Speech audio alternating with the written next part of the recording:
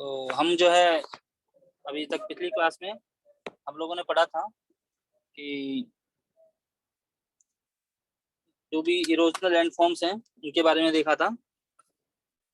वो भी हम जलीय प्रक्रम के बारे में पढ़ रहे थे। तो जलीय प्रक्रम में ही हम आगे बढ़ेंगे आज, और आगे चल के देखेंगे कि किस तरीके से इसके अंदर आगे और अलग अलग प्रकार के लैंडफॉर्म जो हैं वो बनते हैं। और ये जो लैंडफॉर्म बन रहे हैं इनके जो है इरोजन के बाद, मतलब कि अपरदन के बाद, जब ये सभी नदियां जब एक साथ आती हैं तो उसके बाद फिर वो एक डिपोजिशन लैंडफॉर्म बनाती है।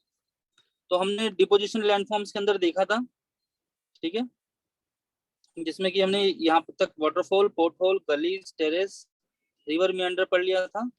और रिवर मियंडर पढ़ने के बाद ऑक्सबो लेक देखा था। और ऑक्सबो लेक के बाद अब बात चलेंगे हम आपके डिपोजिशनल लैंडफॉर्म्स के लिए।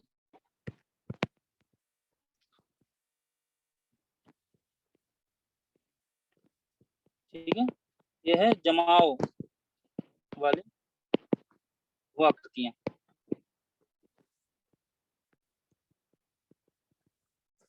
वो अपरदन वाली थी, ये जमाव वाली होंगी।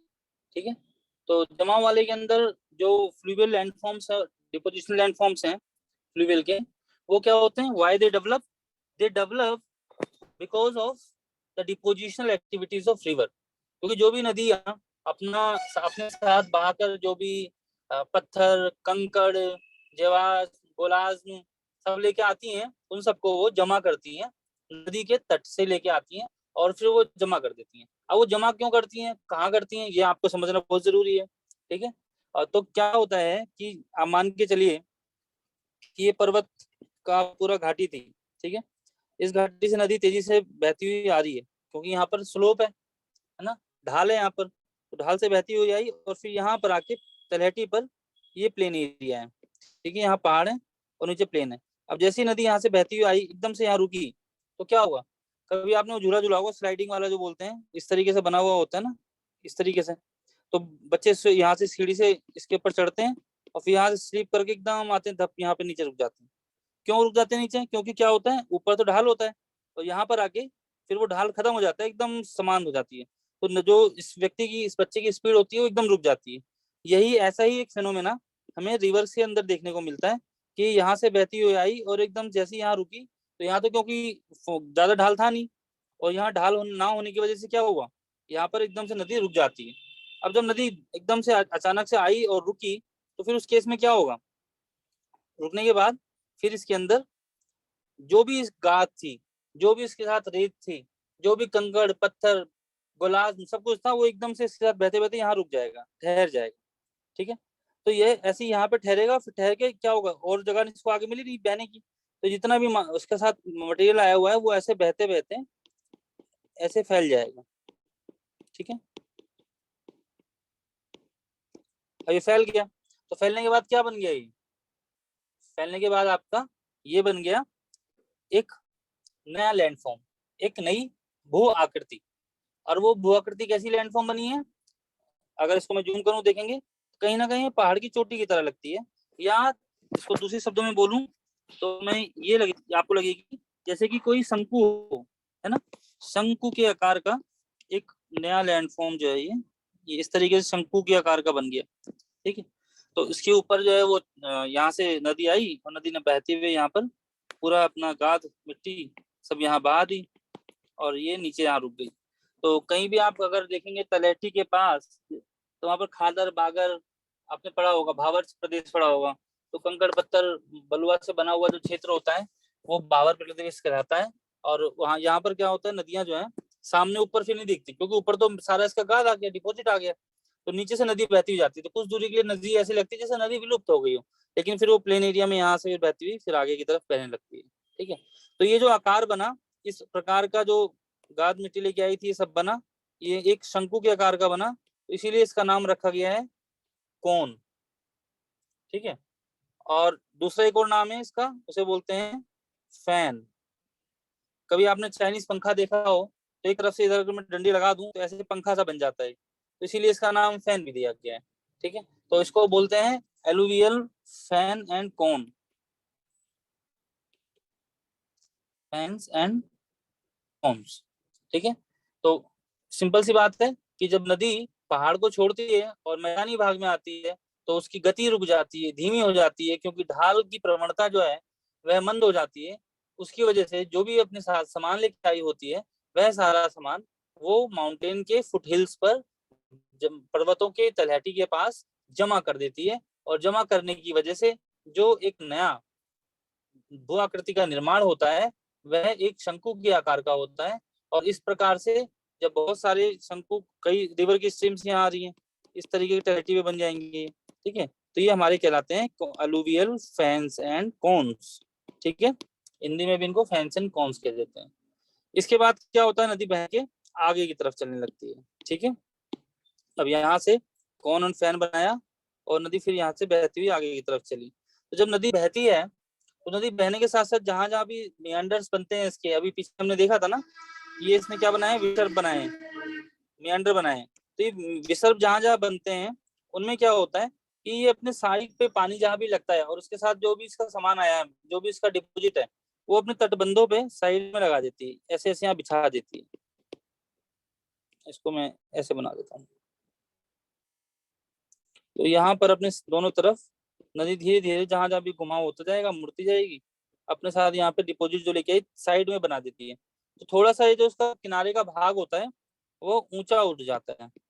और ऊंचा उठने की वजह से क्या हो जाता है, एक तरीके का बांध सा बन जाता है। कभी गाँव में अगर आपने देखा हो तो गाँव में मेड़ बनती है खेतों के किनारे, जैसे खेत है तो खेत के किनारे किनारे मिट्टी ऊंची करके थोड़ी सी लगा देते हैं ताकि जो सिंचाई का पानी है वो उसके अंदर रुका रहे। तो ये मेड़ क्या है, मेड़ भी एक तरीके की, ये तो हमने बना दी खुद अपने हाथ से, लेकिन जो नदी अपने हाथ से बनाती है, प्राकृतिक रूप से बनाती है, इन्हें बोलते हैं तटबंध।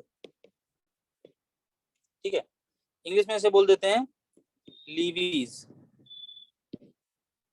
तो ये जो लीवी बनी, ये क्या होता है, these are the narrow regions of low height, कम ऊंचाई के छोटे छोटे उठे हुए भाग होते हैं जो कि नदी के दोनों किनारे बन जाते हैं।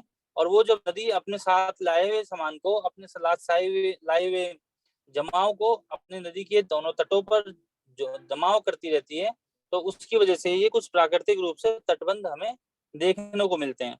इन तटबंधों का फायदा तब होता है कि जब नदी में बरसात के कारण जब अधिक पानी आ जाए तो नदी का जो स्तर है वह उठ जाता है।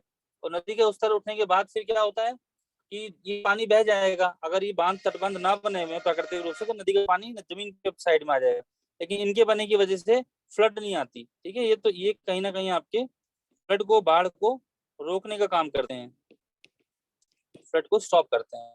लेकिन जब कभी ऐसा हो जाए कि बहुत ज्यादा पानी आ गया तो उस केस में क्या होगा, फिर वो इसको तोड़ भी सकती है नदी। और नदी का पानी जब टूट गया अगर तटबंध इसका थोड़ा, तो फिर पूरा पानी बह जाता है आसपास में, तो यहाँ पर बाढ़ भी आ जाती है। इसका उदाहरण आप देख सकते हैं, चाइना का एक उदाहरण है। एक नदी है चाइना की जिसको हम बोलते हैं हुआंग हो, हुआंग हो रिवर। ये जो हुआंग हो रिवर है इसको पीली नदी भी बोला जाता है चाइना की। और दूसरा क्या नाम दिया जाता है इसको, चाइना का शोक, चीन का शोक। क्यों, क्योंकि बार बार बाढ़ लेके आती है, तो जो उसके साथ तटबंध बने होते हैं वो टूट जाते हैं और उससे पानी बह जाता है और भर जाता है आसपास के एरिया में। तो जिसके कारण यहाँ पर फिर जो है बाढ़ आ जाती है। तो तटबंधों का होना भी बड़ा आवश्यक होता है। ठीक है, इसके बाद फिर अब हमने देख लिया, एक तो इसने एलुवियल फेंस एंड पॉन्ड्स बनाया, दूसरा हमारा तटबंध बनाया, और तीसरा जो बहुत इंपॉर्टेंट जमाव के कारण जो एक नया भूआकृति बनता है उसको बोलते हैं डेल्टा। ठीक है, डेल्टा का निर्माण। तो डेल्टा क्या है, जो अपने साथ ये एल्यूवियम लेके आती है नदी, वो धीरे धीरे अपने साथ बहाती हुई बिल्कुल अंत तक ले जाती है। और ले जाते अंत में कहाँ पहुंच जाती है, समुद्र के किनारे पहुंच जाती है। तो अब यहाँ पर दूसरी बात समझने की यह है, क्योंकि नदी अपनी बूढ़ी स्वरूप में हो गई होती है, बुढ़ा जाती है, काफी उम्र हो जाती है नदी की, तो नदी की ना गति होती है। और क्योंकि इसके साथ बहुत सारा जो जमाव है, इसका जो मटेरियल है अपना एलुवियम है, जो गाद अपना साथ लेके आई है, वो भारी हो जाता है। अब नदी की स्पीड तो हो गई धीमी, ना ही ढाल मिल रहा है क्योंकि प्लेन एरिया में जा रही है, तो उसमें क्या होगा फिर, उसमें जो है नदी बहते बहते बहते बहते बहते ऐसे धीमे धीमे, अब यहाँ पर बिल्कुल इसके साथ बहुत सा तो इसमें गाद भर गई, तो वो जा नहीं पा रही, तो वहीं बीच बीच में छूट जाता है। और छूट के कई बार क्या होता है, नदी की धाराएं कई धाराओं में बन जाती, बट जाती है, और बट के ये समुद्र के यहाँ समुद्र है, ठीक है। तो समुद्र के किनारे फिर कई धाराओं में बटती हुई आती है और बीच बीच में मिट्टी रह जाती है बनी हुई। मिट्टी जो है कहीं ना कहीं आप देखेंगे तो ये टापू की तरह लगेंगे आपको, नदी के बीचों में भी इस तरीके के देखने को मिलते हैं। बंगाल की खाड़ी में जब गंगा नदी बह के मिलने को होती है तो इस प्रकार के देखने को मिलता है। अगर आपने बांग्लादेश का नक्शा देखा हो तो यहाँ पर भी आप इस तरीके के बहुत सारे देखेंगे, है ना, बने हुए, ऐसा बना हुआ होता है थोड़ा सा। तो ये जो छोटे छोटे द्वीप समूह बन गए वो नदी के द्वारा लाए गए मिट्टी के कारण बने हैं। ठीक है। और ये इकट्ठे होके फिर यहाँ पे नदी कई भागों में बटी और धीरे धीरे जाके समुद्र के पानी में मिल जाती है। अब जो समुद्र का पानी होता है वो खारा होता है, सॉल्टी वाटर होता है। जो सॉल्टी वाटर होता है वो डेंस होता है, उसका घनत्व जो है ज्यादा होता है। और नदी का पानी जो साथ में आता है, नदी का पानी फ्रेश वाटर होता है, साफ पानी होने की वजह से उसकी जो डेंसिटी है वो कम होती है, उसका घनत्व कम होता है। तो जब घनत्व कम होता है तो फिर उस केस में क्या होगा, उसकी वजह से ये वाला पानी और इसके साथ जो रेत आई है, गाद आई है, वो इस समुद्र के पानी के ऊपर कुछ दूर तक आगे तक तैरती है। ठीक है। और यहाँ पर फिर आके धीरे धीरे जमीन इस समुद्र पानी से मिल जाती है। तो यहाँ आप देखिए, यहाँ पे भी इसने कैसा आकार बनाया है, इस तरीके का त्रिकोणीय आकार बनाया है जिसे हम बोल देते हैं डेल्टा। स्टैटिस्टिक्स में, सांख्यिकी में डेल्टा इसको कहलाता है। तो इस प्रकार से नदियां अपनी जब समुद्र में मिलने लगती हैं तो वो डेल्टा का निर्माण करती हैं। और क्यों निर्माण करती हैं?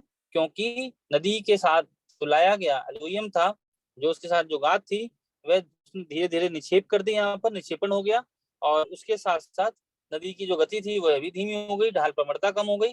तो नदी जो है कई धाराओं में बढ़ जाती है, अपने साथ लाई हुई गाद और मिट्टी को ये जमा कर देती है समुद्र के किनारे। ठीक है। और इस प्रकार से एक डेल्टा का निर्माण होता है। अब ये डेल्टा का आकार जो है इस प्रकार का बन गया।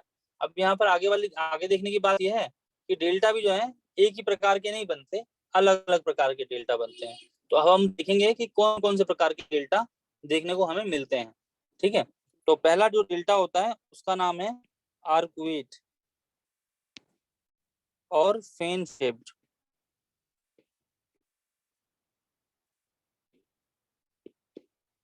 आर्कुएट डेल्टा है, फेन शेप डेल्टा। तो इस तरीके का डेल्टा हमें देखने को मिलता है जब नदी का जो भी क्या कहते हैं गाद थी, उसने नदी की गहराई को उथला कर दिया और नदी की जो धाराएं हैं कई भागों में बट गई। और उसकी वजह से उसने एक पंखा के आकार का निर्माण कर दिया या फिर एक डेल्टा के आकार का निर्माण कर दिया। तो वह डेल्टा आर्कुएट डेल्टा कहलाता है। ये जो मैंने डायग्राम बनाया आपके सामने, ये जो डायग्राम है ये आर्कुएट डेल्टा का ही डायग्राम है। ऐसी इस प्रकार की जो डेल्टा नदियां बनाती हैं उनमें से एक नदी है जिसका नाम है नील नदी। ठीक है। और एक नदी है हमारी गंगा नदी, और एक नदी है सिंधु नदी। ये प्रमुख उदाहरण है इस प्रकार की डेल्टा का। और ये इस प्रकार से नदियों में जब बह जाके मिलती हैं तो आर्कुएट टाइप का डेल्टा बनाती हैं। ठीक है। दूसरा जो डेल्टा बनता है उसका नाम है birds foot delta. Birds foot delta, इसको हम इलोंगेटेड भी बोल देते हैं। इलोंगेटेड का मतलब थोड़ा सा लंबा, आगे खिंचा हुआ। ठीक है। इस प्रकार का डेल्टा बन जाता है। तो ये डेल्टा क्यों बनता है? इस तरीके का डेल्टा बनता है जब कहीं ना कहीं हमें नदी जो बह रही है जहां से, वहां पर कहीं ना कहीं कुछ लाइम स्टोन का सेडिमेंट्स भी इसको देखने को मिलते हैं। ठीक है। Lime stone sediments. Lime stone मतलब कौन सा होता है? चूना वाला। ठीक है। चूना के शेप। तो ये क्या होते हैं? थोड़े हल्के होते हैं। ठीक है। और जब ये नदी से किनारे मिलते हैं, समुद्र से आके मिलते हैं, तो ये जो हल्का होने की वजह से समुद्र में डूबता नहीं है, समुद्र के पानी से मिलता नहीं है, और कुछ आगे दूरी तक समुद्र में ऊपर तलता हुआ चला जाता है। तो ये कुछ कुछ आकार इस प्रकार का बनाता है। ऐसे आई नदी। अब सपोज कीजिए कि यहाँ पर जो है समुद्र आ गया। ठीक है। ये पूरा समुद्र है, इस पूरे क्षेत्र में समुद्र है। तो यहाँ पर ये अब अलग अलग भागों में तो बट जाएगी। ठीक है। लेकिन इस प्रकार से बनेगी।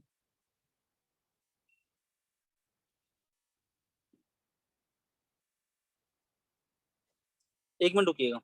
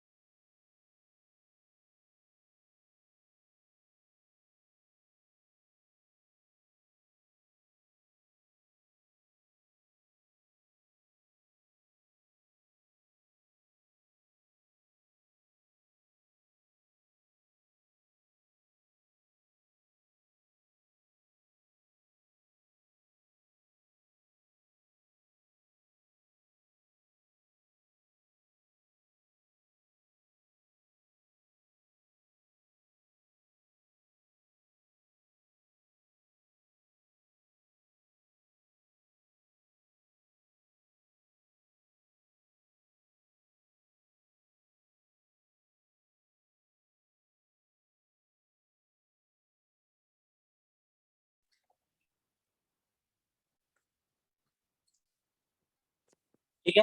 तो ये इस प्रकार का इसने आकार बना लिया, शेप बना ली। तो अब कहीं ना कहीं देखें तो ये क्या हुआ, समुद्र के पानी के ऊपर तैरते हुए इसने यहाँ भी थोड़ा थोड़ा सा डिपॉजिट कर दिया है, और इस प्रकार से आगे तक इसका प्रोजेक्शन हो जाता है समुद्र के पानी के ऊपर। अभी कुछ दूरी तक आगे जाने के बाद ये फिर समुद्र के पानी से मिलता है।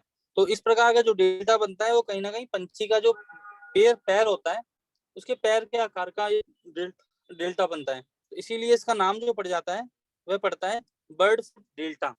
ठीक है। तो बर्ड फुट डेल्टा जो है ये क्या होता है इसमें कि इन जगहों पे जो आपका ज्वार भाटा होता है वह कमजोर होता है, कमजोर ज्वार भाटा। ठीक है। टाइड्स जिसे हम बोलते हैं, तो टाइड्स क्या है वो यहाँ पर वीक होते हैं। तो उसकी वजह से कई बारी यहाँ पर जो ज्वार भाटा बना वो फिर हमारा धीमा है, हल्का है, कमजोर है। तो वो नदी को क्या करता है, नदी के बहाव को रोकता नहीं है, जो उसमें आगे तक बही तो उसको हटाएगा नहीं, ये ऐसे ही बना रहेगा। इसलिए नदी का पानी आगे तक चला आता है। तो इस प्रकार का जो डेल्टा बनता है वो कौन सी नदी ज्यादातर बनाती है, उसका एग्जाम्पल जो है वो है मिसिसिपी रिवर। Mississippi river. ठीक है। तो मिसिसिपी रिवर जो बनी हुई है वो कहीं ना कहीं एक बर्ड फुट डेल्टा बनाती है। अगर एग्जाम में आ जाता है इनके पूछने के लिए कई बार कि ये किस प्रकार का डेल्टा बनाती है, कौन सी नदी किस प्रकार का डेल्टा बनाती है, तो आपको इनके पता होना चाहिए कि डेल्टा डेल्टा का शेप कौन कौन सी है और कौन सी नदियां इस प्रकार का डेल्टा बना रही हैं। ठीक है। फिर तीसरा आता है आपका कुस्पेट डेल्टा। कुस्पेट डेल्टा। तो एक कस्पेट डेल्टा क्या होता है, ये थोड़ा सा पॉइंटेड डेल्टा होता है। ठीक है। और ये जो है ऐसे तटों के साथ साथ जहाँ डेल्टा बनाता है जहाँ पर जो समुद्र की धाराएं हैं वह बहुत तेज होती हैं। ठीक है। स्ट्रॉन्ग सी वेव्स। तो स्ट्रॉन्ग सी वेव्स के होने की वजह से क्या होता है, इसकी जो धाराएं बनती हैं जो समुद्र में मिलती है वो कई धाराओं में विभक्त नहीं हो पाती है जो नदी आ रही है। ठीक है। मान लीजिए बहती हुई आई इस तरीके से। ठीक है। और ये जो है इस प्रकार का आकार ले लीजिए।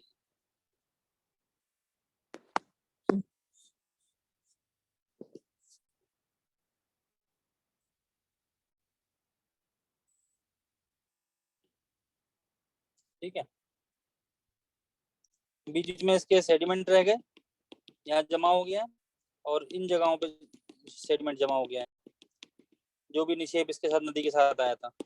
और बाकी जो है क्योंकि समुद्र की धाराएं तेज चल रही हैं, ठीक है, सी वेव जो है वो काफी स्ट्रॉन्ग है यहाँ पर। तो उनके स्ट्रॉन्ग होने की वजह से क्या हो रहा है कि समुद्र का पानी इसको पीछे की तरफ धकेल देता है, और जो कई भागों में विभक्त होनी होती है ये विभक्त नहीं हो पाती है।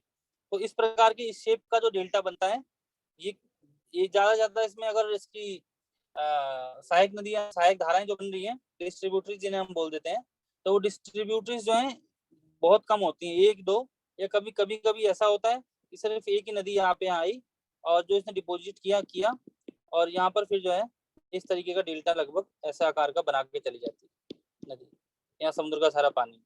ठीक है। तो ये स्ट्रॉन्ग वेव्स की वजह से ऐसा डेल्टा बनता है, और ये हमारा कहलाता है कस्पेट डेल्टा। ठीक है। ये एक रिवर है इटली के पास, एग्जाम्पल के लिए टाइबर रिवर।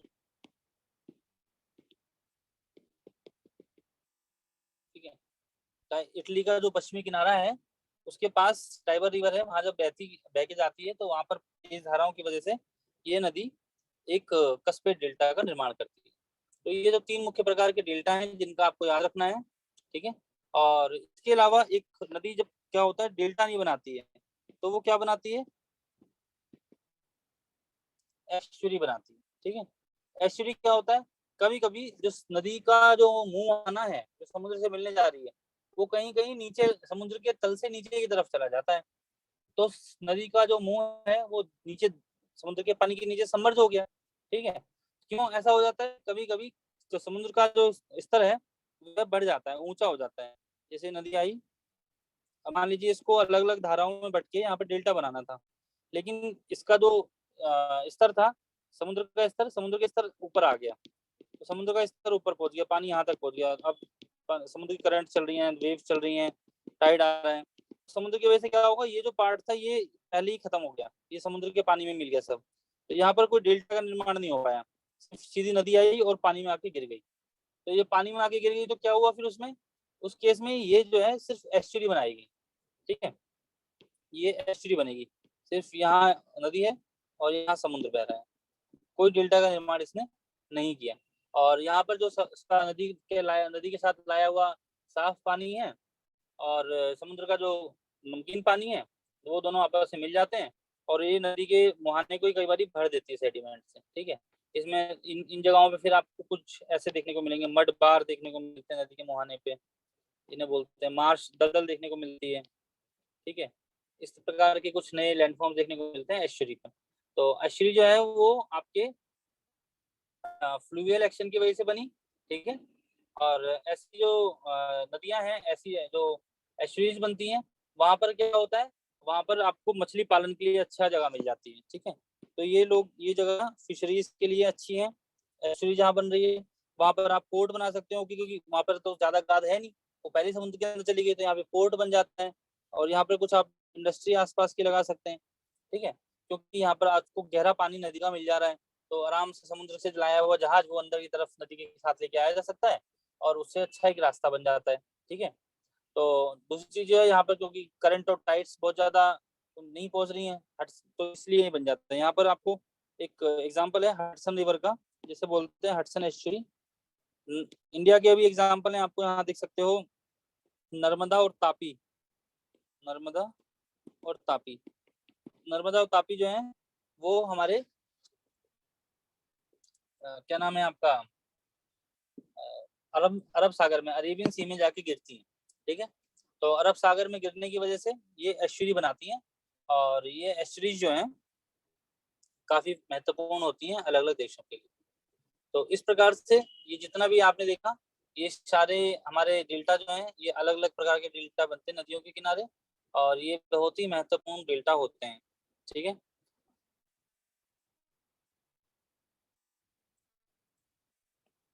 तो इनको आप याद रखिएगा। इस प्रकार से जो नदी के द्वारा बनाए गए हमारे अलग अलग प्रकार की भूआकृतियां हैं वो हमारी समाप्त होती हैं, ठीक है। इसके बाद फिर दूसरा आता है जिसे हम बोल देते हैं दूसरा लैंडफॉर्म, जिसे बोलते हैं कास्ट लैंडफॉर्म्स, ठीक है। तो कास्ट लैंडफॉर्म्स क्या होते हैं, कास्ट लैंडफॉर्म ऐसे लैंडफॉर्म होते हैं, ऐसी भूआकृतियां होती हैं, ठीक है, जो कि चूना से बनी हुई होती हैं। यहाँ पर लाइमस्टोन की जो टोपोग्राफी होगी, जहाँ पर लाइमस्टोन काफी मात्रा में पाया जाता है, वहां पर आपको कास्ट टोपोग्राफी देखने को मिलती है, ठीक है। तो ये जो क्या होता है, लाइमस्टोन जो है ये पानी से मिल जाता है और पानी से मिलने के बाद जो है इस प्रकार के अलग अलग प्रकार के भूआकृतियों का निर्माण करता है। लाइमस्टोन को हम बोल देते हैं CaCO3। अब CaCO3 जो है बना, इसको आप H2O से मिला दें तो क्या बन जाएगा, ये आपका बन जाएगा कैल्शियम हाइड्रोक्साइड। तो कैल्शियम हाइड्रोक्साइड बन गया, ये तरल अवस्था में हो गया और ये गला देता है, किसको गला देता है, मिला देता है अपने साथ चूना को। तो जहां भी चूने की चट्टानें आपको देखने को मिल रही हैं, डोलोमाइट देखने को मिल रहा है, जिप्सम देखने को मिल रहा है, ऐसी जगह की चट्टानों में कास्ट टोपोग्राफी का निर्माण होता है, क्योंकि ये लाइमस्टोन, डोलोमाइट, जिप्सम ये सब जो है पानी के साथ घुलनशील है, पानी से घुलनशील है, ठीक है। तो पानी से घुलने की वजह से इनमें जो है अपरदन हो जाता है और नई नई प्रकार की कास्ट टोपोग्राफी का ये निर्माण कर देते हैं। तो इनमें कई अलग अलग प्रकार के लैंडफॉर्म्स बनते हैं, भूआकृतियां बनती हैं, लेकिन उन भूआकृतियों के बनने से पहले हमें ये भी जानना जरूरी है कि कंडीशंस कौन कौन सी हैं, कंडीशंस जो कि जरूरी हैं for full development of karst topography.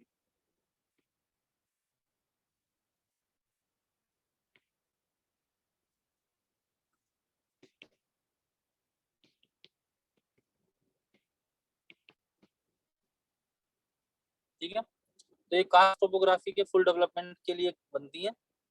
तो कौन कौन सी है, पहला क्या होता है कि यहाँ पर पहले जो है एक जो चट्टान है वो ऐसी होनी चाहिए जो कि पानी से जल से घुल जाए, ठीक है। तो प्रेजेंस ऑफ सोलुबल रॉक वो चाहिए। तो खासकर अगर यहाँ पर लाइमस्टोन है तो ज्यादा अच्छा रहता है। ठीक है, तो ये इसके समुद्र जमीन के ऊपर और जमीन के नीचे ये इस तरीके की चट्टानें हमें मिलनी चाहिए। दूसरी चीज क्या होती है कि जो ये चट्टान है, जो रॉक्स हैं, लाइमस्टोन कोई रॉक्स मिल रही है, ये काफी घनी हो, डेंस बनी हुई हो, घनी होनी चाहिए, और इनके जो जॉइंट्स हैं वो काफी अच्छे से जुड़े हुए हों, हाईली जॉइंटेड हों। और तीसरी चीज है कि ये इसकी जो लेयर है वो बहुत मोटी नहीं हो, पतली लेयर की बनी हुई हो, सतह पे जो बन रही है तो इस तरीके की पतली लेयर ही हो, ऐसा ना हो कि इतनी मोटी लेयर एक लाइमस्टोन की बनी है, तो फिर तो उसका अपरदन करना मुश्किल हो जाएगा और फिर वो नई प्रकार की लैंडफॉर्म आकृतियां नहीं बना पाएंगे। तो इस प्रकार का पतली थिनिली बेडेड हो, पतली बनी हुई बेड्स आकार की बनी हुई होनी चाहिए। ठीक है, तो इनसे क्या क्या बनता है? पहला एक जो सबसे पहला बनेगा वो बनता है गुफा। ठीक है, उसको बोल देते हैं कैवर्न, गुफा बनता है। तो गुफा जो है ये पृथ्वी के भीतर अंडरग्राउंड केव बनती है। ठीक है, ये जो होती है अंडरग्राउंड केव, उसे बोलते हैं कैवर्न। ठीक है, तो जब ये बहुत सारा जो पानी है वो जब लाइमस्टोन के साथ मिलता है तो मिलके क्या बना देता है, ये पूरी चट्टान थी सपोज करो इसमें से, अब यहाँ से इसने घुलता पानी रिसता गया, आता गया, ऊपर से भी टपक टपक के आया, उसने यहाँ जगह खाली कर दी, तो ये जो जगह खाली हो गई ये क्या बन गई, एक तरीके की गुफा बन गई।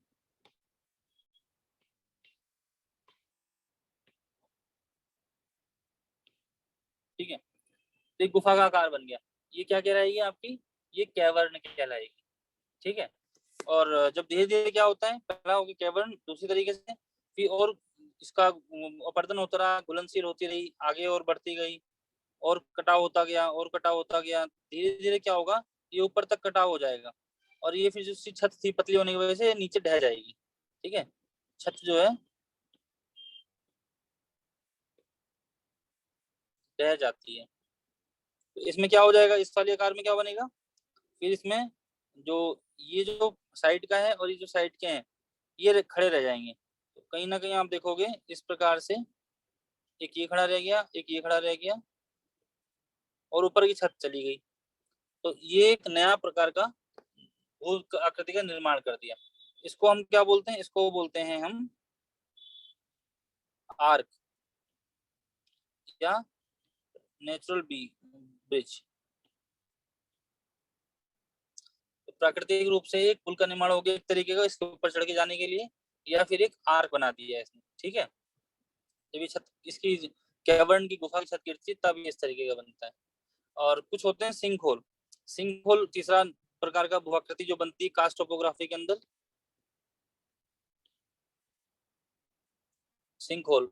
तो सिंक होल कैसे होते हैं, छन्नी के आकार के होते हैं, छन्नी के आकार की, चाय पीते हो तो छन्नी होती है ना, कैसे होती है छन्नी का शेप, ऐसे छन्नी बनी हुई होती है। ठीक है, तो यहाँ पर ये साइड की डंडी तो नहीं है इसमें, इस प्रकार से छन्नी का निर्माण हो गया ऐसे। तो ये क्या होता है, जमीन पूरी है,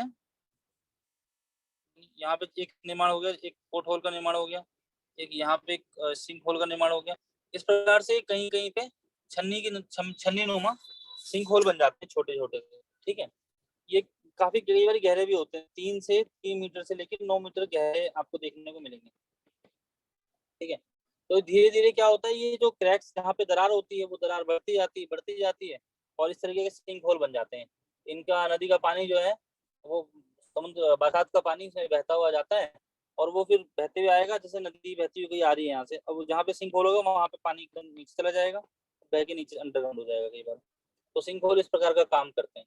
ठीक है, जब क्या होता है, बहुत सारे सिंक होल आपस में मिल गए इस प्रकार से, चौथा क्या होगा, कई सारे सिंक होल थे इस तरीके के बने हुए, ये बड़े होते गए, जैसे कि मान लीजिए सिंक होल थे ये बने हुए, ये और बड़े हो गए, और बड़े हो गए, और बड़े हो गए, फिर और बड़े हो गए। ठीक है, अब ये क्या हुआ, बड़े होके एक गड्ढा पूरा बन गया, बहुत बड़ा सा गड्ढा बन गया। ठीक है, और ऊपर से टूट के नीचे आ गया ये, नीचे वाले स्तर पे। ठीक है, तो यहाँ पर एक खाली जगह बन जाएगी इतनी दूर की, ये इतनी दूर जो खाली जगह बन गई, ये क्या हुई, ये एक विंडो बन गई, ठीक है, इसे बोल देते हैं विंडो की तरह बन गई, खिड़की बन गई। तो ये क्या कहलाती है, ये कहलाती है कास्ट विंडो, इसको हम बोलते हैं कास्ट खिड़की। कैसे बनी, when a number of adjoining sink holes collapse, जब बहुत सारे एक साथ छोटे छोटे सिंक होल जो हैं मिलके जब ये नीचे गिर जाते हैं तो ऊपर एक बड़ा सा खुला हुआ सा क्षेत्र बन जाता है जो कि कास्ट विंडो कहलाता है, ठीक है। कास्ट विंडो के बाद फिर क्या आता है, नेक्स्ट इसमें इंपॉर्टेंट है, वो होता है sinking creeks. Sinking creeks, sinking creek क्या होते हैं, सिंकिंग क्रीक होते हैं कि जब कोई घाटी बनी हुई है और पानी जब उसमें कई बार देखेंगे कि कहीं कहीं जगहों पे इस तरीके से होता है, एकदम से पानी यहाँ से विलुप्त हो गया फिर आगे बहता हुआ आपको दिखेगा, यहाँ नहीं दिखेगा। तो यहाँ क्यों नहीं दिख रहा है, यहाँ पे क्योंकि जो चट्टान बनी हुई थी उसमें बीच में दरार थी, तो पानी आया इस दरार पे यहीं पे बह के नीचे चला गया अंदर, तो यहाँ से निकल के बाहर आएगा बाद में, ठीक है। तो ये किसकी वजह से हो रहा है, ये सिंकिंग क्रीक्स की वजह से हो रहा है। तो सिंकिंग क्रीक्स कई जगहों पे हमें देखने को मिलती हैं और ये हमारे ऊपर से नीचे की तरफ बह जाती हैं, कई बार इनको हम बोगाज ही बोलते हैं, बोगाज, ठीक है।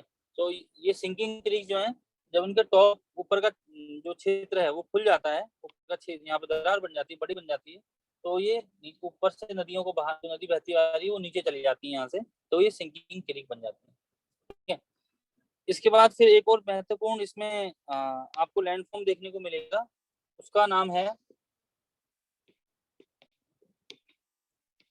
स्टैलेक्टाइट एंड स्टैलेगमाइट, ठीक है।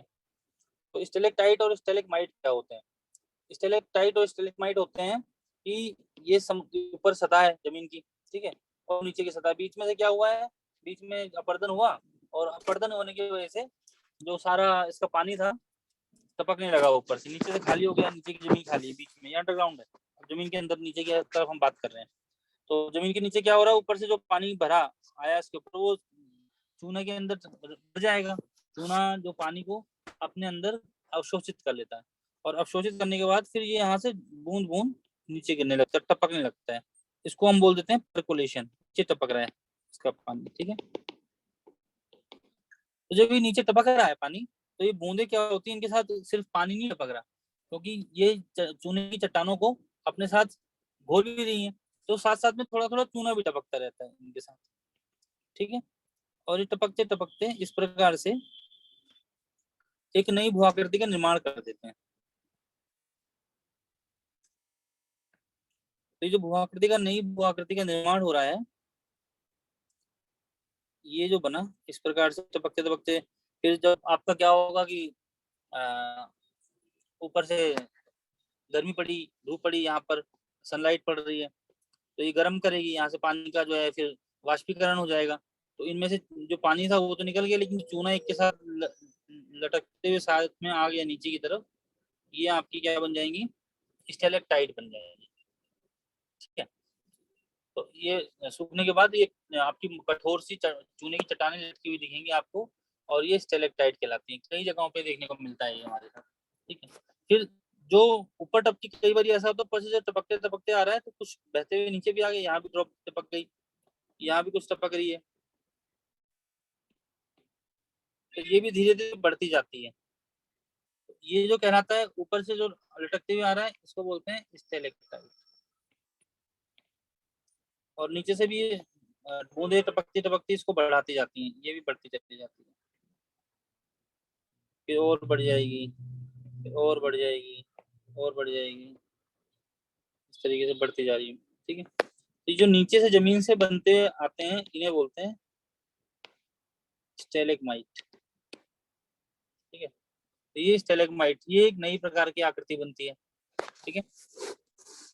तो स्टेलेगमाइट और स्टेलेगमाइट क्या होता है, दो इस प्रकार की भूमि के नीचे जब छत से टपकते हुए पानी और कुछ उसका साथ लाइमस्टोन जब धीरे धीरे नीचे आता रहता है छत के नीचे की तरफ, तो स्टेलेक्टाइट बनता है, और जो नीचे जमीन से उठता है ऊपर की तरफ जाता है वो स्टेलेगमाइट कहलाता है, वो डिपोजिट होता जाता है, ठीक है।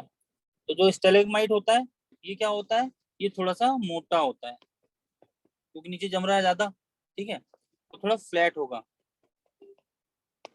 थिकर होगा, फ्लैट होगा, और ऊपर की तरफ उठता हुआ दिखेगा, राइजिंग अपवर्ड, ठीक है,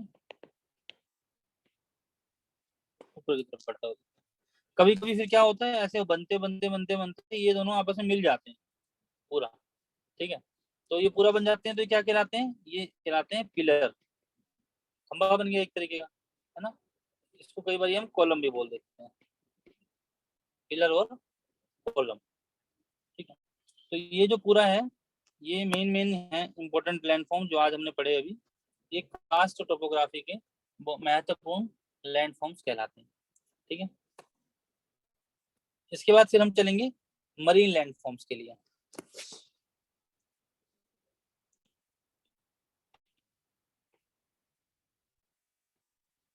जितने भी लैंडफॉर्म्स पढ़ाए इनको ध्यान रखिएगा कि ये जो स्टेलेक्टाइट स्टेलेग्माइट बना था, ये सब इरोजन की वजह से बना था, बाकी सब डिपोजिशन की, सॉरी, ये वाले कैवर्न हो गया, आर्क हो गया, सिंक होल हो गया, कास्ट विंडो हो गई, सिंकिंग क्रिक्स है, इरोजन की वजह से। स्टेलेक्टाइट और स्टेलेग्माइट डिपोजिशन की वजह से बन रहा है। तो कौन सा अपर्दन की वजह से बन रहा है, कौन सा निक्षेपण की वजह से बन रहा है, इस प्रकार की आकृति वो आपको ध्यान रखनी है।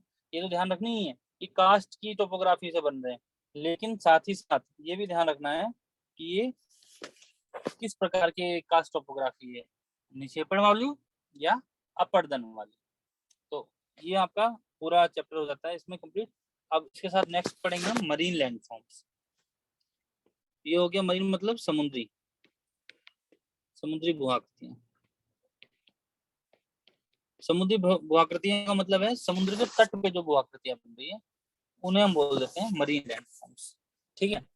तो जो समुद्र की जो लहरें हैं, सी वेव्स, इसमें सी वेव्स जो है वो बहुत महत्वपूर्ण होती है, ठीक है।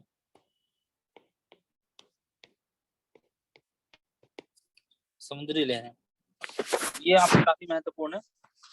एक मिनट रुकिए।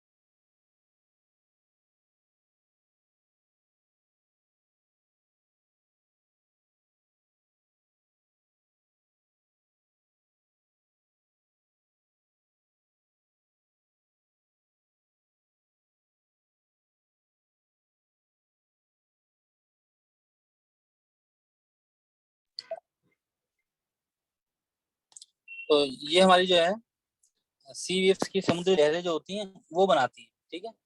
तो इसमें जो है समुद्र की जो लहरें हैं वो कितना अपरदन करेंगी, कितना अपरदन होगा इसका, वो किस बात पे डिपेंड करता है कि ये जो समुद्री लहरें हैं इनका साइज कितना है, कितनी बड़ी लहरें चलती हैं, ठीक है, इनकी स्ट्रेंथ कितनी है, कितनी शक्तिशाली वो लहरें हैं, ठीक है। और जो समुद्री तट है उसका ढाल कैसा है, ठीक है, खड़ा ढाल है या ज्यादा लेटा हुआ ढाल है, कम स्लोप है, ठीक है। और जो आपका समुद्री तट है उस तट की ऊंचाई कितनी है, ठीक है। जब आप वहां पर समुद्र के पास ज्वार भाटा आता है तो उसकी ऊंचाई कितनी बनती है, वो महत्वपूर्ण होता है। और शेप ऑफ द कोस्ट, जो समुद्र का तट है उसका आकार किस प्रकार का है, कटा फटा है, सीधा है, इस तरीके से है। फिर इसकी जो चट्टानें बन रही हैं, ठीक है, तो चट्टानें कैसी हैं, रॉक्स कंपोजिशन, किस प्रकार की चट्टानें हैं, इग्नियस रॉक्स की, आग्नेय शैलों की हैं, या आपके मेटामॉर्फिक शैलें हैं, कायांतित चट्टानें हैं, या सेडिमेंट्री रॉक्स हैं, किस प्रकार की हैं, ठीक है। ये भी बहुत महत्वपूर्ण होता है। समुद्र की गहराई कितनी है वो भी एक महत्वपूर्ण कारक है, डेप्थ, ठीक है। और यहाँ पर ऐसा भी है क्या, कोई ह्यूमन एक्टिविटी होती है, क्योंकि जहाँ पर ह्यूमन एक्टिविटी होती रहेगी तो वहां पर क्या करता है ह्यूमन, वहां पे सड़क बनाएगा, या वहां पर पोर्ट बना देगा, या वहां पर क्या नाम है आपका मछली पालन करेगा, तो मशीन नहीं लगा सकता है कुछ, तो उसकी वजह से भी चट्टानें टूट जाती हैं, ढीली हो जाती हैं, या कहीं ना कहीं समुद्र को रोक लेता है। अगर आप में से कोई कन्याकुमारी गया हो तो आपने देखा होगा कि कन्याकुमारी में एक पत्थरों का एक रास्ता सा बनाया हुआ, तट जैसे समुद्र तट है तो इससे ऐसे थोड़ी दूर तक के लिए इस तरीके से एक आकार का कन्याकुमारी पत्थरों का बना रखा है। तो ये क्या कर रहा है, ये मनुष्य ने आपने बना दिया, तो उसकी वजह से क्या होगा, लहरें इधर वाली लहरें इधर जा रही हैं, इधर वाली लहरें इधर जा रही हैं, बीच में पूरी नहीं आ पाई, आपस में मिल नहीं पानी कुछ दूरी तक के लिए। तो ऐसे कोई ह्यूमन एक्टिविटी भी हो सकती है, जो मनुष्य का कोई क्रियाकलाप है उसकी वजह से भी इस प्रकार के असर पड़ सकते हैं। फिर दूसरी चीज क्या है कि अब आपको क्या ध्यान रखना है यहाँ पर, कि जो सी वेव्स हैं, ठीक है, यहाँ पर वेव का प्रेशर बड़ा महत्वपूर्ण बन जाता है, ठीक है। तो आपने कभी देखा हो कि कभी कोई गुब्बारा लिया हो, बैलून ले लिया, ठीक है, और उसको इस तरफ से पकड़ो, उसको इस तरफ से पकड़ा, और तेजी से थप्पड़ से हाथ से मारा, तो बैलून क्या होगा, एकदम से इसमें जब इतना प्रेशर यहाँ से आया तो एकदम बड़ा फूल के फट जाएगा, है ना। क्यों फट गया, क्योंकि प्रेशर पड़ा। इसी तरीके से जब कोई समुद्र की तट है, मान लीजिए समुद्र का तट है, यहाँ पर पानी है, अब ये लहरें आ रही हैं, यहाँ पर टकरा रही हैं, बहुत जोर शोर से इस पानी को टकरा रही हैं यहाँ पे। जब भाटा है तो पानी नीचे है, ये सपोज करो भाटा के टाइम पे समुद्र की तटें लहरें यहाँ तक आ रही हैं, और जब ज्वार आएगा तो पानी का जो ऊंचाई है वो बढ़ जाएगा, और ये पानी यहाँ तक भी आ सकता है, यहाँ तक भी टकराएगा। तो इतनी दूरी की जो चट्टान है उसके साथ पानी बड़ी वेग से, इतनी दूर की चट्टान पे क्या हो रहा है, पानी की पानी की जो वेग है वो बड़ी तेज है, और पानी की तेज वेग की वजह से क्या हो रहा है, यहाँ पर ये चट्टानों को तोड़ता है, ठीक है। और ये तोड़ के उसके अंदर गड्ढे बना सकता है, उसके जो जॉइंट्स हैं उनको तोड़ सकता है, उसमें दरारें पैदा कर सकता है, और इस प्रकार से फिर जो चट्टानें होती हैं उनका अपक्षय होने लगता है, उनकी वेदरिंग होने लगती है, ठीक है। तो वेव एक्शन की वजह से क्या होता है, वेदरिंग होती है, ठीक है। वेव एक्शन की वजह से क्या होता है, रॉक्स की वेदरिंग, अपक्षय होने लगता है, ठीक है। दूसरी चीज, जब ये चट्टाने यहाँ से टकरा रही तो आसपास में, समुद्र के आसपास के क्षेत्र में पत्थर के टुकड़े पड़े होंगे, ये पत्थर के टुकड़े क्या करते हैं, जब फिर से लहर आई, एक बार पीछे गई फिर लहर आई, तो वो जो पत्थर के टुकड़े ले हैं वो उनको भी लेके मारती है इससे चट्टानों पे, तो इससे क्या होगा, तो जो टुकड़े टुकड़े थे वो भी छोटे हो जाएंगे, और जो चट्टान पूरी बनी हुई थी उसके टुकड़े भी हो जाएंगे, है ना। तो इस तरीके से यहाँ पर क्या होता है, आपस में भी टकराते हैं, और चट्टान के साथ भी टकराते हैं, समुद्र तट के चट्टान के साथ, और उसको और तोड़ते चले जाते हैं। इसके अलावा एक और एक्शन होता है वेव का, जिसे हम बोल देते हैं chemical reaction, chemical action. Chemical action कैसा होता है कि अगर समुद्र का पानी है उसमें सलाइन वाटर है, खारा पानी है, तो नमक के वजह से और समुद्र पानी की वजह से कई बार जो चट्टाने हैं वो घुल जाती हैं। अगर मान लीजिए कि कोई समुद्र का तट है और ये जो है बना हुआ है लाइमस्टोन की चट्टानों का, तो ये बहुत ज्यादा दिन तक नहीं टिकने वाला लाइमस्टोन, क्योंकि पानी जो है इसको धीरे धीरे घोल देगा, घोल के इसको काट देगा, काटने के बाद इसको नई प्रकार का एक लैंडफॉर्म बना देगा। ठीक है, तो इस प्रकार से ये सारे एक्शन हैं जो कि आपके समुद्री लहरों की वजह से होते हैं। तब इनमें से हम एक एक एक पढ़ेंगे। सबसे पहले पढ़ेंगे मरीन इरोजनल लैंडफॉर्म्स। ठीक है, समुद्रीय अपरदन से बनी वो आकृतियां। तो सबसे पहले हम इन्हें पढ़ने जा रहे हैं। ठीक है, तो इसमें सबसे पहला एक आता है, उसे बोल देते हैं हम चाज्म। ठीक है, चाज्म क्या होता है? ये संकरे होते हैं, नैरो होते हैं। ठीक है, गहरे भी होते हैं, संकरे होते हैं, गहरे होते हैं। ठीक है, और ये क्यों बन जाते हैं? जब समुद्र की लहरें हेडवर्ड इरोजन करती हैं।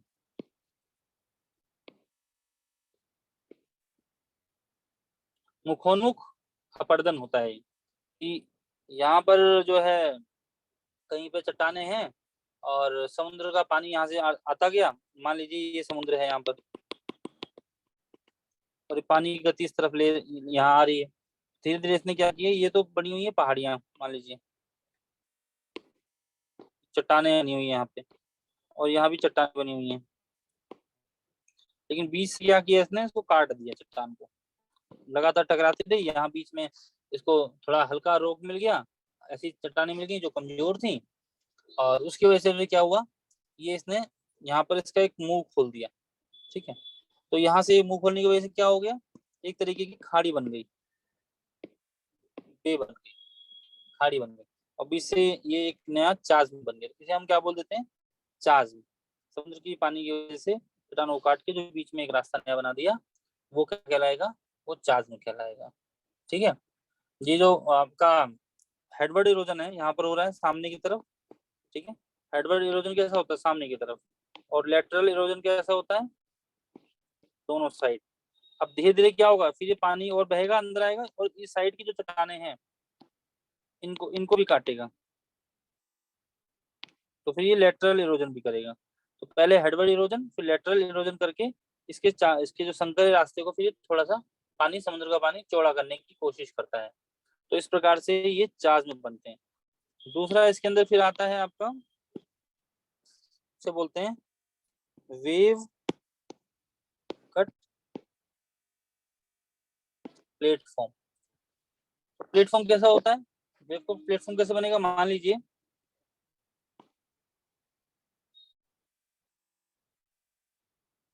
ये इसकी क्लिफ है, और यहाँ पर पानी इस तरीके से आ रहा है समुद्र का, और इसको टकरा रहा है। ठीक है, तो टकराते टकराते क्या होगा, जो समुद्र का जो दीवार से इससे टकराया, ये कटती जाएगी, यहाँ से इरोड होती चली जाएगी दीवार इसकी, और दीवार होने की होते होते करते करते पीछे की तरफ चली गई, पहले यहाँ पे होगी और ये फिर पीछे की तरफ होगी। अब ये जो समुद्र का पानी आ रहा है, ये दो लेवल पे आता है, इसके लेवल दो होते हैं, स्तर जो दो होते हैं, लेवल टू होते हैं। एक होता है नीप टाइप, एक होता है स्प्रिंग टाइप। ज्वार और भाटा। भाटा होता है तो पानी नीचे होता है, नीचे होकर यहाँ की चट्टानों काट रहा है, जब ज्वार आएगा तो ऊपर की चट्टान को भी सर काटेगा। एक बार वेटिंग रूम भी देख लीजिएगा। हाँ देख रहा हूँ सर, मैं बीच बीच में। ठीक है, ओके। मैं सर फिर लीव कर रहा हूँ, ठीक है। हाँ हाँ कर दीजिए। तो ज्वार और भाटा इस प्रकार से अलग अलग अपनी शक्ति के हिसाब से समुद्र के तट को जो है काटते रहते हैं। तो जब इसको काट रहे हैं तो क्या होगा, यहाँ पर कहीं पे कटाव ज्यादा होगा, कहीं पे कटाव कम होगा। ठीक है, तो जो इसका बॉटम वाला जो क्षेत्र है, नीचे का जो स्तर है, जहाँ पर ज्वार और भाटा दोनों समय पे पानी रहता ही रहता है, वहां पर ज्यादा क्या होगा, अपरदन होगा। ठीक है, निचले भाग में अपरदन ज्यादा होगा ऊपरी भाग के मुकाबले, इस भाग के मुकाबले। तो ये धीरे धीरे कटते कटते कटते कटते इस प्रकार से बन जाएगी चट्टान। यहाँ पर जो चट्टानें थी वो नीचे हो गई, ठीक है, इस तरीके से इनका कट गया। तो ये पानी पानी का जो स्तर बनेगा, समुद्र का जो स्तर बनेगा वो किस प्रकार से बनेगा, यहाँ पर इसके नीचे जो यहाँ था ये चट्टान थी, फिर ये ऐसी ऐसी हो गई, ऐसी हो गई, ऐसी हो गई, ऐसी, इस प्रकार से इस तरह से काट दिया। तो ये क्या हो गया, एक तरीके से सीढ़ी नुमा आकृति बन गई। तो इसको बोल देते हैं वेव कट प्लेटफॉर्म। एक तरीके के प्लेटफॉर्म बने हैं, एक के ऊपर एक के ऊपर एक, और वो किसकी वजह से बने हैं, समुद्र के वेवक्षण की वजह से बने हैं। तो ये आपका कहलाता है वेव कट प्लेटफॉर्म, ठीक है। ये वेव का प्लेटफॉर्म इस तरीके से बन जाते हैं। फिर एक बनता है जिसको बोलते हैं सी क्लिफ।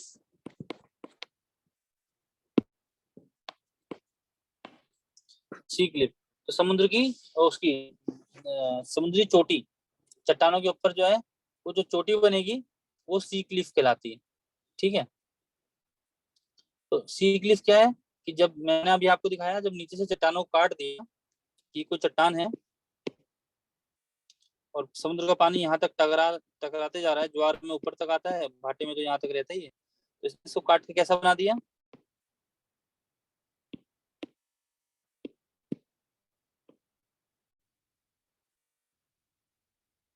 तो ये जो पोर्शन है ये क्या बन गया, क्लिफ बन गई। इसको बोल देते हैं सी क्लिफ। एक चोंच से निकल आई बाहर की तरफ तो वो सी क्लिफ कहलाएगी, ठीक है। और धीरे धीरे क्या होता है, सी क्लिफ की जो है ये टूट जाती है। अब आगे क्या होता है इसके अंदर, फिर एक और जो लैंडफॉर्म बनाता है वो बनाता है सी केव। सी केव कैसा होगा, ये चट्टान है, यहाँ से इतना अपर्दन इतना होता रहा तो धीरे धीरे क्या होगा, यहाँ पर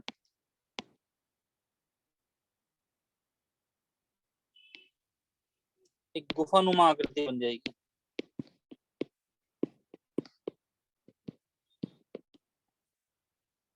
तो गुफानुमा आकृति जो बन गई, क्या ये क्या कहलाएगी, सी केव।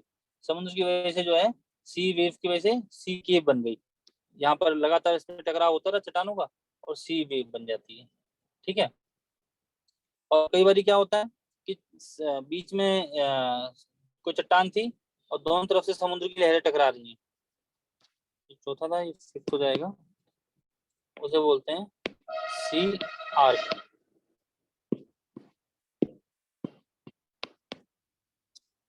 तो सी आर्क कैसे बन रहा है कि ये चट्टान थी,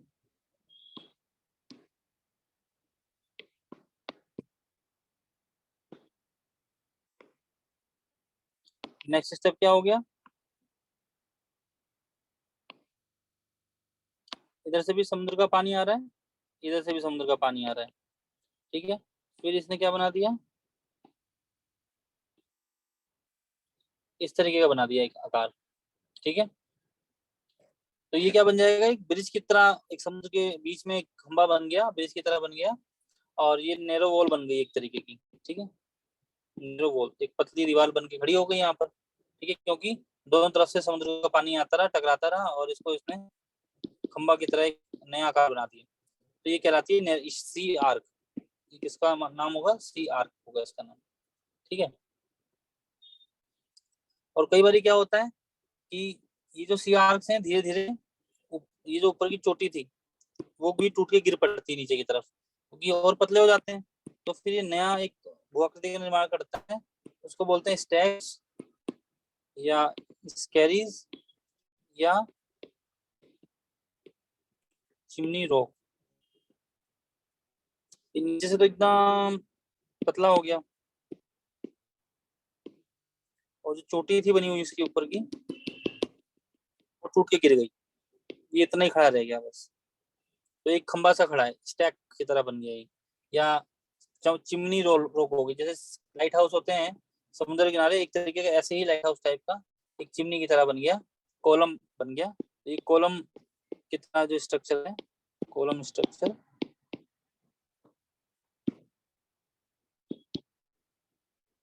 ये स्टैक कहलाएगा, ठीक है। तो इस प्रकार की जो घाटियां बनती हैं समुद्र के तट पे, ये कहलाते हैं स्टेक्स, स्केजेस और चिमनी। कई बार क्या होता है, मान लीजिए 7th,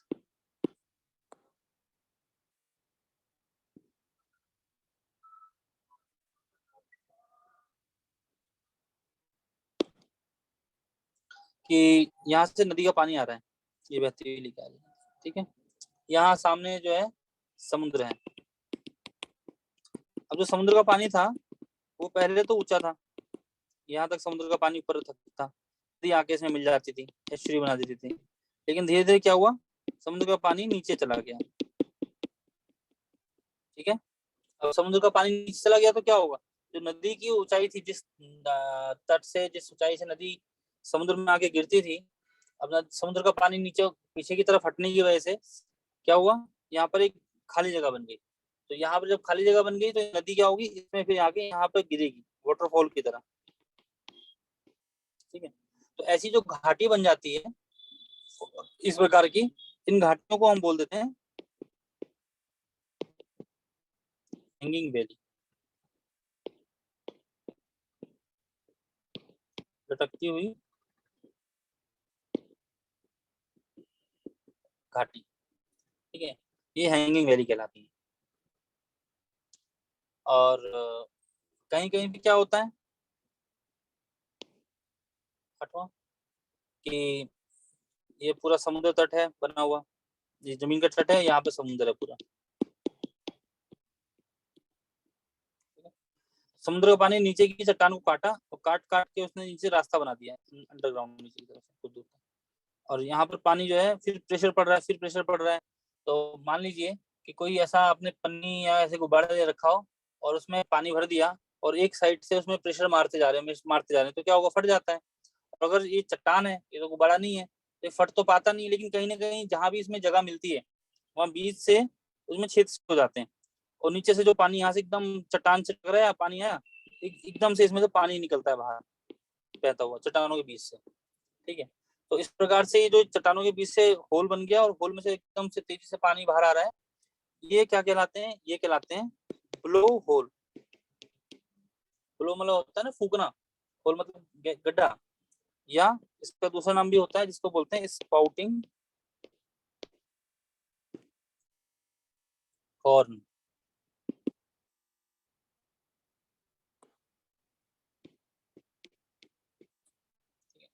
तो ये जो पानी इसमें से निकलेगा, एक तरह की बड़ी तेजी से आवाज करेंगे, सीटी की तरह आवाज निकलेगी और तेजी से फिर बढ़ा, बहुत तेजी से आवाज आएगी, जैसे लगा पंप फटा कोई। तो इस प्रकार के जो छेद बन जाते हैं चट्टानों के बीच बीच में कहीं कहीं पे, और इसमें से फिर पानी एकदम तेजी से बाहर निकलता है इसमें से, जब ये जैसे चट्टान से लहर टकराएगी, यहाँ तक अंदर तक पानी अंडरग्राउंड नीचे है एकदम बाहर निकला है इसके ऊपर से, चट्टान के ऊपर, तो ये ब्लो होल बन जाता है, ठीक है। इसके अलावा जो आखिरी जो बनता है वो बनता है प्लेन ऑफ मेरिन।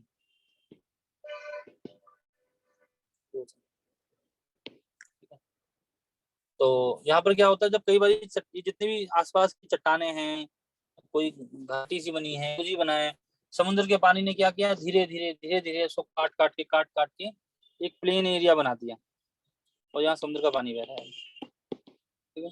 ये सारा प्लेन हो गया। तो ये जो एरिया बनेगा ये कहलाएगा प्लेन ऑफ मेरीन इरोजन, ठीक है।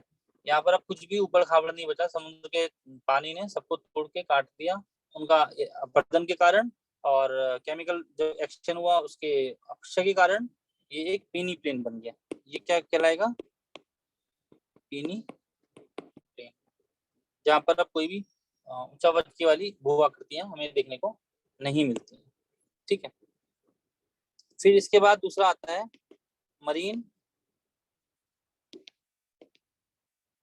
Depositional landforms. वो तो थे सारे अपरदन के जो काट रहे थे चट्टानों को। अब दूसरा होता है जो बनता है अब उसके जमाव के कारण। तो समुद्र के तट पे जो भी काटा, उसको कटाव की वजह से क्या होगा, वहां पर वो एक नए कहीं ना कहीं जमा भी करती जाती है, नदी का जो पानी है बहाव है, साथ समुद्र का धाराएं काटती हैं और साथ में बहा के पीछे की तरफ ले जाती हैं। तो धीरे धीरे वो क्या करती हैं, एक नए जगह का निर्माण कर देती हैं। तो पहला जो निर्माण होता है वो किसका होता है, वो होता है बीच का, ठीक है। तो बीज क्या होता है, बीज के ऊपर जो चट्टाने हैं उनके बारीक कण धीरे धीरे एक वेव कट प्लेटफॉर्म बना देते हैं और वहां पर जमा कर देते हैं महीन महीन बना के। तो जो महीन महीन बना के थोड़ा सा उठा हुआ भाग बन जाता है, वह हमारा बीज कहलाता है। बीज आप सबने देखे होंगे, समुद्र के तट पर मिलते हैं, आप अगर घूमे भी होंगे तो वो समुद्र की लहरों के कारण जो आसपास की चट्टानों को काट के उसके जो सेडिमेंट्स हैं उनको भाग के अपने साथ ले आया, वो बीज कहलाएगा। दूसरा होता है बार। ठीक है। तो क्या होता है कि जो समुद्र की लहरें होती हैं, ज्वार भाटा की जो लहरें होती हैं, वो अपने साथ चट्टानों के जो कण होते हैं, टुकड़े होते हैं, और जो रेत होती है उसको समुद्र से अपने साथ बहा के कुछ दूरी तक ले गई। मान लीजिए ये तो जमीन है और यहाँ पर सारा ओशन समुद्र की तट है ये, ठीक है। तो समुद्र का तट यहाँ पर है, तो यहाँ पर क्या होगा, लहरें आ रही हैं, इस समुद्र के तट से टकरा रही हैं, और जो भी चट्टानें उन्होंने तोड़ी काटी और उनको क्या किया, अपने साथ बहा के पीछे की तरफ लेके चले गए। तो जब पीछे की तरफ ले जाते हैं तो कुछ जमाव कर देते हैं।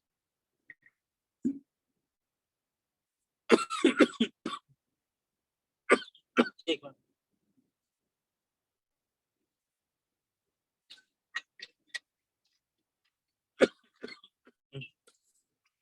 तो धीरे धीरे इसमें समुद्र में क्या हो रहा है, एक नई तरीके का ये समुद्र का पानी ऊपर रहेगा, लेकिन नीचे नीचे क्या किया, रेत को ये जमा करते गए। तो उससे लगे हुए कई बार दूर तक जो है समुद्र का पानी जो है ऐसे पानी के नीचे ये बना देता है, मिट्टी जमा कर देता है, और कई बार ये मिट्टियां जो है दूर तक जम जाती हैं। ठीक है। तो ये कहलाती है हमारी बार्स। तो बार को अगर क्या कहेंगे कि जो आपकी ज्वार भाटा की वजह से और समुद्र की जो लहरें हैं उनकी वजह से जो समुद्र के तट से अपने साथ डेब्रिस, जो भी गाद, जो मटेरियल, चट्टानों के टुकड़े, उनको साथ में लेके आए और समुद्र की तट के अंदर अपने पानी के नीचे इन्होंने जमा कर दिए, जो पानी से डूबे हुए हैं उनको, वो कहलाते हैं हमारे बार्स। ठीक है। और ऐसे ही जब ये पूरी तरह चारों तरफ बन जाती है, जमा होते होते, तो ये पूरा क्या बन जाता है, लेगून। इस प्रकार का ही निर्माण होता है लेगून का। ठीक है। और इसी के ऊपर जब ये जमते जमते ऊपर उठ जाता है सारा, समुद्र की जो पानी था समुद्र के सतह से ऊपर उठ जाता है, जो ऊपर दिखने लगता है, तो यही हमारा बैरियर कहलाता है। ठीक है। अब इसको बढ़ा देते हैं। अब ये बार जो है, समुद्र के ऊपर दिखने, ये तो समुद्र के पानी के नीचे है, और जब ये समुद्र के पानी के ऊपर उठ जाएगा तो फिर यही बैरियर कहलाने लगता है, इसको बोलते हैं बैरियर। ठीक है। तीसरा हो गया फिर हमारा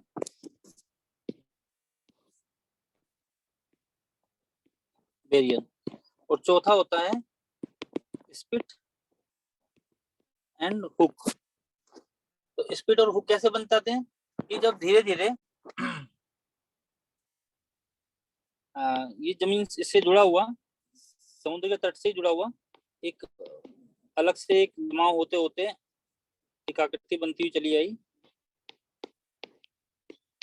और ये जो जमा होते होते फिर यहाँ पे पानी की टकराव हो रही, मुड़ भी गई, और इस प्रकार से एक बना दिया इसने।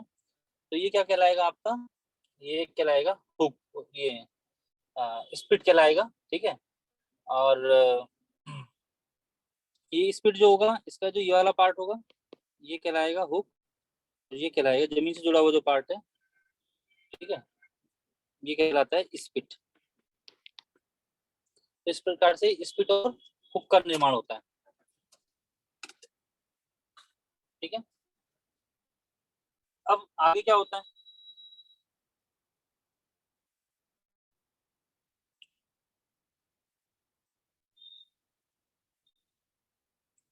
कई बार समुद्र के तट में इन्होंने जमा करते चले गए, तो एक बार बना हुआ था, यहाँ पर भी क्या हुआ, एक आइलैंड बन गया। यहाँ पे एक आइलैंड है और एक आइलैंड यहाँ पर बना हुआ था, और ये दोनों आइलैंड इस हुक से जमा हो गए, जुड़ गए। ठीक है। किससे, ये बार बीच में बना हुआ है, ये आइलैंड है। तो ये क्या बन गया, इस तरीके का क्षेत्र जो बन जाता है, एक तरफ से इसमें ये आइलैंड से जुड़ गया, तो ये बन जाएगा हमारा बार। तुम बोलो पांचवा क्या बन गया, तुम बोलो। ठीक है, तो क्या देते हैं हम, islands connected to each other by a bar called as, तुम बोलो, ये तुम बोलो बन जाता। ठीक है, इसके बाद फिर ये मेन आपके डिपोजिशन की वजह से ये बनते हैं। इसके बाद एक हो जाता है, इसमें एक और ऐड होता है, इसे बोलते हैं कोस्ट लाइन। कोस्ट लाइन क्या होती है, कोस्ट लाइन होती है boundary between the coast and the shore. ठीक है, ये कोस्ट है, तो यहाँ कुछ दूरी तक का समुद्र का एक्शन पानी बह रहा है, ये कोस्ट हो गया आपका, ये ओशन हो गया, और ये होगी कोस्ट लाइन। ठीक है, तो ये क्या हो रहा है, coast line, boundary between the coast and the shore, उसको कोस्ट लाइन बोलते हैं। ठीक है,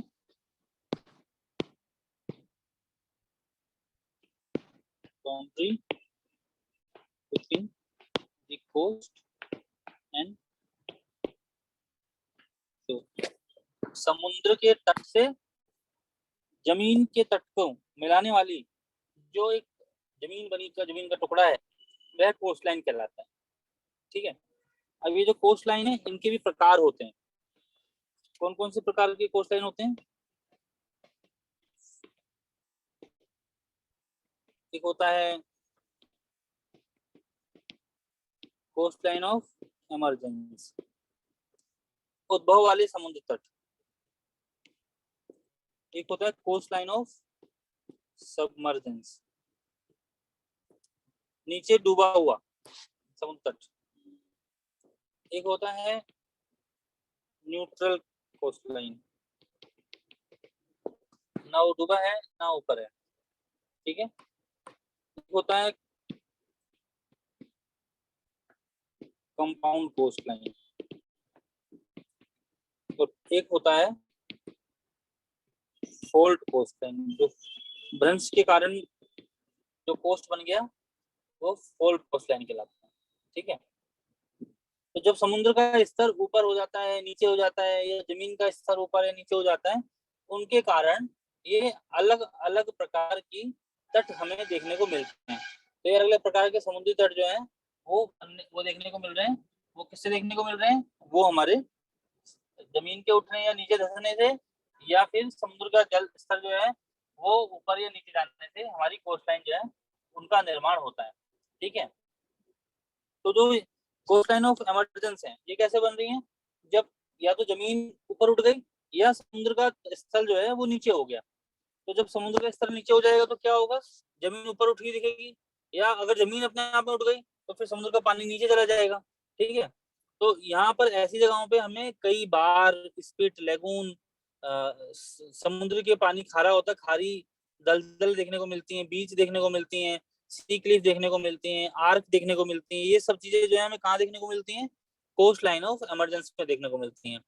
तो अगर आप जो है हमारे भारत के अंदर इसका पूर्वी तट देखो, ईस्ट पार्ट देखो इसका पूर्वी तट का, तो यहाँ पर भारत के अंदर दक्षिण और पूर्वी जो क्षेत्र है, जैसे कि तमिलनाडु है, तो जो तमिलनाडु का तट है वो कोस्ट ऑफ इमरजेंस कहलाएगा।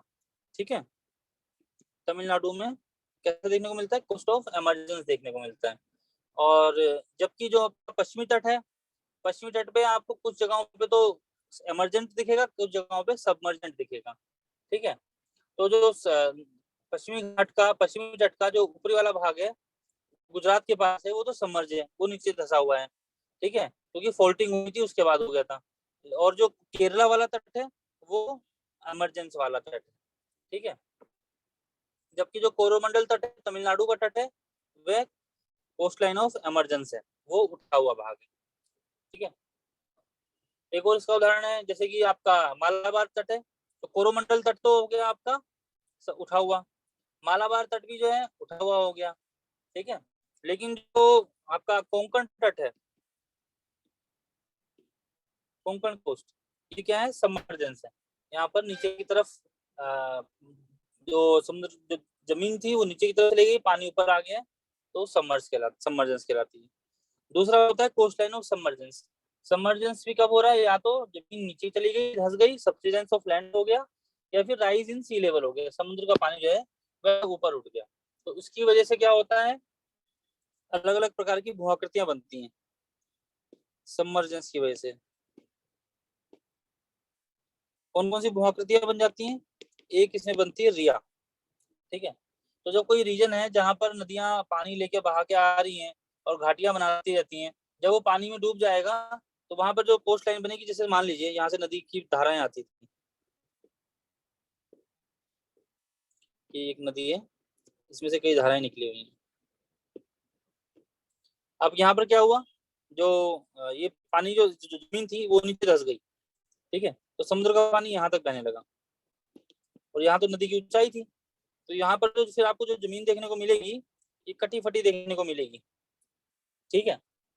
और इस तरीके की कटी फटी जो तट रेखाएं होती हैं वो रियल कोस्ट लाइन कहलाती हैं,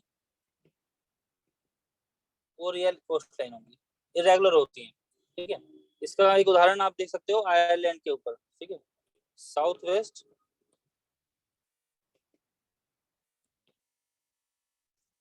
वेस्ट आयरलैंड जो है वो रिया कोस्ट लाइन का उदाहरण है। काफी कटी फटी जो रेखाएं हैं वो कोस्ट लाइन कहलाएंगी, ठीक है। इसमें जो दूसरा बनता है उसे बोलते हैं फ्योर्ड, स्पेलिंग होती है FZORD। तो कुछ रीजन में क्या होता है, कुछ कोस्टल रीजन ऐसे होते हैं जो कि अब जहाँ पर ठंडा इलाका है, ठीक है, तो ठंडा इलाके की वजह से क्या होता है, बर्फ जमती है। एक मिनट होल्ड कीजिए।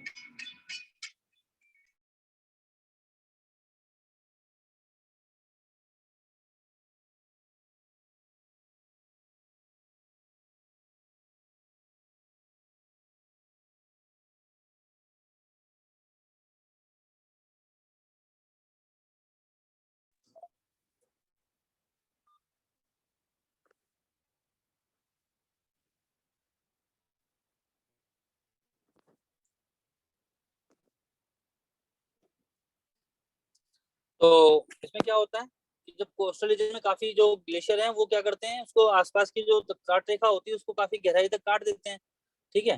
तो ग्लेशियर जब वहां से पिघल गए, हट गए, तो वहां पर जो है इस तरीके की घाटी बना देंगे, क्योंकि जो ग्लेशियर है वो कैसी घाटी बनाता है, यू आकार की घाटी बनाता है ग्लेशियर, ठीक है। तो अब यहाँ से चला गया यू आकार की घाटी बना के, अब ग्लेशियर तो खत्म हो गया, लेकिन यहाँ पर समुद्र का पानी आके भर गया, ठीक है। अब यहाँ पे समुद्र का पानी पूरा आगे भर गया, या इसको आप ऐसे बनाएंगे उल्टा तो समुद्र का पानी साइड दिखेगा आपको, यू आकार की। तो यही समुद्र का पानी अंदर तक आ जाएगा, यहाँ पे ग्लेशियर ने इसको क्या किया, काट दिया था तट को, ये यू आकार की घाटी बना के ये बन गया इस तरीके से, ठीक है। तो ये क्या होते हैं, ये कोस्ट जो होते हैं लंबे होते हैं और इनमें अंदर गहराई तक होती है, और जो से किनारे होते हैं वो काफी ढाल प्रवणता के साथ होते हैं, ठीक है, ढाल होती है इनमें काफी तेजी से। तो ऐसे आपको देखने को कहाँ मिलेंगे, नॉर्वे में, क्योंकि वहां पर तो बर्फ जमी रहती थी पहले काफी, तो पिघल जाती है, तो इस तरीके के फ्योर्ड के कोस्ट लाइन बन जाती है, ठीक है। और एक इसके अलावा इसमें एक और होता है जिसे बोल देते हैं तीसरा, डेलमेशियन, ठीक है, डेलमेशियन कोस्ट। ये क्या होता है, जब कोई कहीं कहीं पे समुद्र के तट पे पहाड़ियां हैं, ठीक है, और ये नीचे यहाँ का जो जमीन थी वो नीचे धस गई, तो फिर क्या होता है, समुद्र का पानी बह जाता है, ऊपर तक आ जाता है, यहाँ तक पहुंच गया, तो ऊपर छोटी छोटी सी ये देखने को मिलती हैं, छोटे छोटे पहाड़ ऊपर उठे हुए हल्के हल्के से। तो ऐसे जो आपको पहाड़ से छोटे छोटे देखने को मिलेंगे समुद्र तट के पास में, वो क्या कहलाएंगे, डेल्मेशियन कोस्ट, ठीक है। डेल्मेशियन कोस्ट आपको कहाँ देखने को मिलता है, ये मिलता है यूगोस्लाविया में, ठीक है, यूगोस्लाविया में डेल्मेशियन कोस्ट देखने को मिलता है।